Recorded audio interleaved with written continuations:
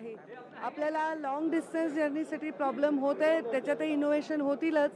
पण आता मुंबईतल्या मुंबईत तरी मला ते शक्य होईल आणि मी ते वापरलं तर माझ्या अनेक लोकांना हेच आव्हान असेल की इलेक्ट्रिकल व्हेकल आपण वापरावं.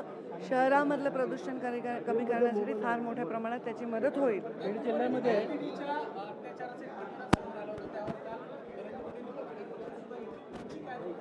माझी भूमिका काय असणार? एका अल्पवयीन मुलीवर जर अत्याचार होत असेल तर प्रचंड संतप्त अशी माझी भूमिका आहे. त्यामध्ये मीडियामध्ये बोलले मी नाही आधी, पण व्यक्तींशी मी सविस्तर चर्चा केलेली आहे. सविस्तर माहिती या घटनेची माझ्याकडे आहे.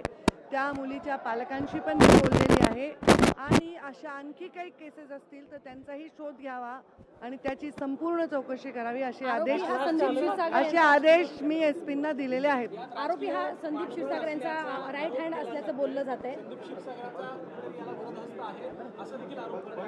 हा आरोपी असतो, तो राईट लेफ्ट हँड कोणाचा असतो याला अर्थ नाही. शासनाच्या दृष्टीने त्याच्यावर कारवाई तशीच झाली पाहिजे जशी एका अल्पवयीन मुलीवर अत्याचार करणाऱ्या माणसाच्या वर कारवाई झाली पाहिजे. अत्यंत कठोर अशी कारवाई होईल. जो क्लास चालक व्यक्ती आहे त्यांना अनेकांचे क्लासेस देखील त्या ठिकाणचे बंद केले. वर्षभरापासून त्या मुलींसंदर्भामध्ये आरोप समोर येतात. नेमकं काय सत्यता आहे त्या सगळ्या प्रकारात? याची सत्यता आहे. काही गोष्टी गुप्त ठेवाव्या लागतात. ते कायद्याने आम्हाला बंधनकारक आहे.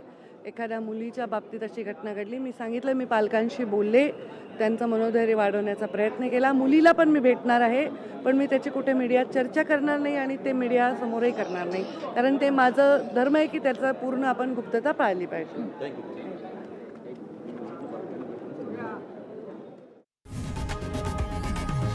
लोकशाही मराठी ऐका, पहा, जागरूक रहा.